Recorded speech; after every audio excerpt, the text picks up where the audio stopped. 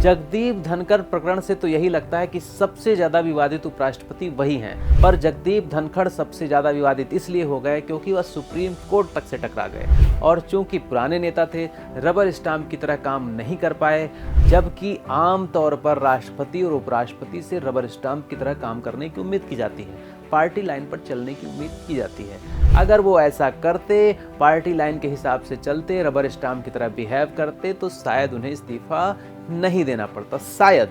लेकिन अगर विवादों की बात करें, विवादित कामों की बात करें, तो भारत के 12वें उपराष्ट्रपति हामिद अंसारी नंबर 1 पर आएंगे।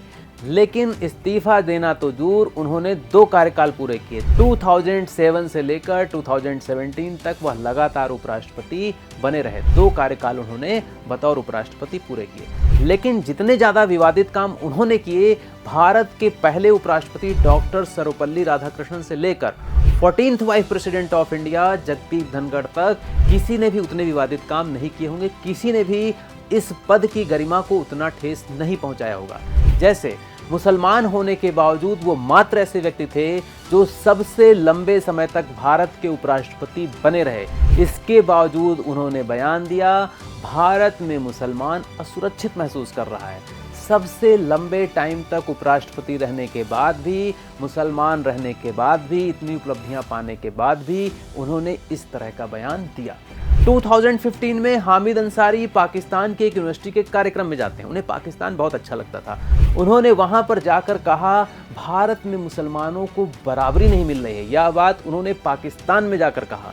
इसके अलावा पॉपुलर फ्रंट ऑफ इंडिया, जो कि चरमपंथी इस्लामी संगठन है, जिसे आतंकवादी संगठन मानकर 2022 में भारत सरकार ने प्रतिबंधित कर दिया, इसी संगठन के एक कार्यक्रम में यह बतौर गेस्ट शामिल हो चुके थे। उपराष्ट्रपति रहते हुए हामिद अंसारी ने एक NGO Indira Gandhi national centre for the arts के कार्यक्रम में हिस्सा लिया था, जिसके आयोजकों में कोई और नहीं बल्कि पीएफआई से जुड़े हुए लोग शामिल थे। लेकिन इन सब के बावजूद उनके पद पर कभी कोई खतरा उत्पन्न नहीं हुआ, क्योंकि वह पार्टी लाइन के हिसाब से काम कर रहे थे, पार्टी इंटरेस्ट के हिसाब से काम कर रहे थे। इसके उलट 2022 में उनके ऊपर यह भी आरोप लगाया गया कि उपराष्ट्रपति रहते हुए उन्होंने पाकिस्तानी पत्रकार को भारत में संवेदनशील सूचनाएं कलेक्ट करने के लिए आमंत्रित किया था। मतलब उपराष्ट्रपति रहते हुए उन्होंने अपने पद का इतना अधिक प्रयोग किया